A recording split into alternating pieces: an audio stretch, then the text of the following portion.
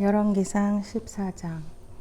그때에 여로보암의 아들 아비야가 병들어 누웠다. 여로보암이 자기 아내에게 말하였다. 변장을 하고 나서시오. 당신이 여로보암의 아내라는 것을 사람들이 알아차리지 못하도록 하고 실로로 가시오. 거기에는 아이야 예언자가 있어. 그가 바로 내게 이 백성을 다스리게 될 것이라고 말한 예언자요. 당신은 빵 8개와 과자와 꿀 한 병을 들고 그에게로 가시오. 그리하면 그는 이 아이에게 어떤 일이 일어날 것인지를 당신에게 알려줄 것이오. 여로보암의 아내는 그와 같이 하고 실로로 가서 아이야의 집에 이르렀다. 아이야는 나이가 들어서 눈이 어두웠으므로 사람을 잘 알아보지 못하였다. 주님께서 아이야에게 미리 말씀하셨다. 여로보암의 아내가 자기의 병든 아들의 일을 물으려고 내게로 올 것이다. 너는 그에게 내가 일러준 대로 말하여라. 그는 올 때에 변장을 하고 다른 사람인 것 같이 차릴 것이다. 왕의 아내가 문에 들어설 때에 아이야는 그의 발소리를 듣고 이렇게 말하였다. 여로보암의 부인께서 오신 줄 알고 있습니다. 들어오십시오. 그런데 어찌하여 다른 사람인 것처럼 변장을 하셨습니까? 불행하게도 좋지 않은 소식을 전해야 하겠습니다. 집으로 돌아가셔서 여로보암에게 이 말을 전하십시오. 나 주 이스라엘의 하나님이 말한다. 내가 너를 백성 가운데서 높여서 내 백성 이스라엘의 지도자로 임명하였고 다윗의 가문으로부터 왕국을 쪼개어서 내게 주었지만 너는 내 종 다윗처럼 살지 않았다. 다윗은 내 명령을 지키고 내가 보기에 올바르게 행동하였으므로 마음을 다해서 나를 따랐다. 그러나 너는 너보다 앞서 있던 모든 왕들보다 더 악한 일을 하여서 다른 신들을 만들고 우상을 부어 만들어서 나의 분노를 격발시켰다. 결국 너는 나를 배반하고 말았다. 그러므로 내가 여로보암의 가문에 재난을 내리겠다. 여로보암 가문에 속한 남자는 종이거나 자유인이거나 가리지 않고 이스라엘 가운데서 모두 끊어버리겠다. 마치 사람이 쓰레기를 깨끗이 쓸어버리듯이 여로보암 가문에 사람을 하나도 남기지 아니하고 다 쓸어버리겠다. 여로보암에게 속한 사람으로서 성읍 안에서 죽은 사람들은 개들이 먹어치울 것이고 성읍 바깥에 들에서 죽은 사람들은 하늘의 새들이 와서 쪼아먹을 것이다. 이것은 나 주가 하는 말이다. 이제 일어나서 집으로 돌아가십시오. 부인이 성읍 안에 들어설 때에 아이는 곧 죽을 것입니다.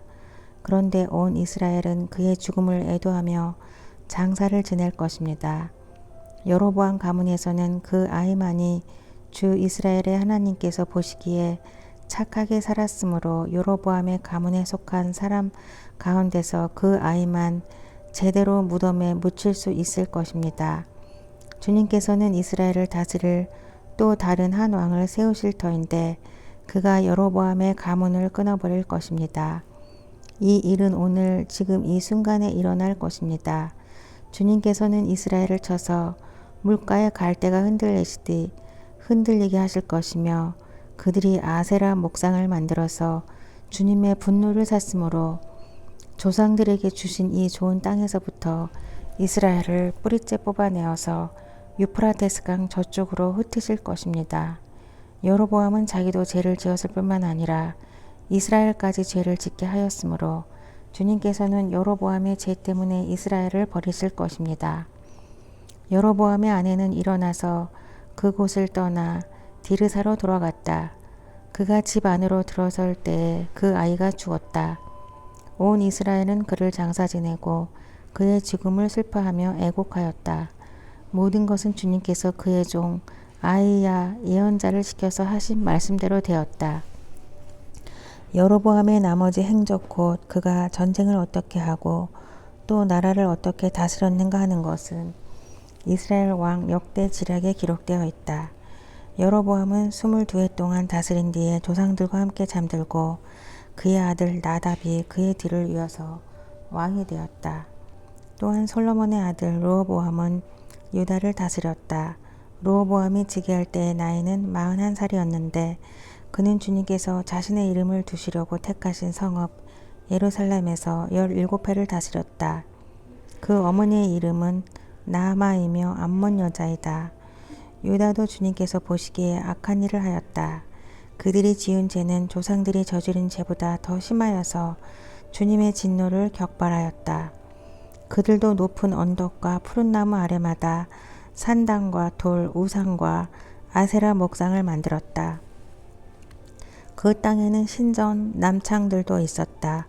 이와 같이 이스라엘 자손은 주님께서 그들 앞에서 내쫓으신 나라들이 지킨 그 혐오스러운 관습을 그대로 본받았다. 르호보암이 즉위한 지 5년째 되는 해에 이집트의 시삭 왕이 예루살렘을 치러 올라와서 주님의 성전에 있는 보물과 왕궁의 보물을 다 털어갔다. 하나도 낭비지 않고 다 가져갔다. 솔로몬이 만든 금 방패들도 가져갔다. 그래서 르호보암 왕은 금 방패 대신에 놋방패를 만들어서 대궐문을 지키는 경호 책임자들의 손에 그것을 맡겼다. 왕이 주님의 성전으로 들어갈 때마다 경호원들이 그 놋방패를 들고 가서 경호하다가 다시 경호실로 가져오곤 하였다. 르호보암의 나머지 행적과 그가 한 모든 일은 유다왕 역대지략에 기록되어 있다. 르호보암과 여로보암이 살아있는 동안에 그들 사이에는 늘 전쟁이 있었다. 르호보암이 죽으니 조상들과 함께 다윗성에다가 장사하였다. 그의 어머니 나아만은 암몬 여자이다. 그의 아들 아비야가 그의 뒤를 이어서 왕이 되었다.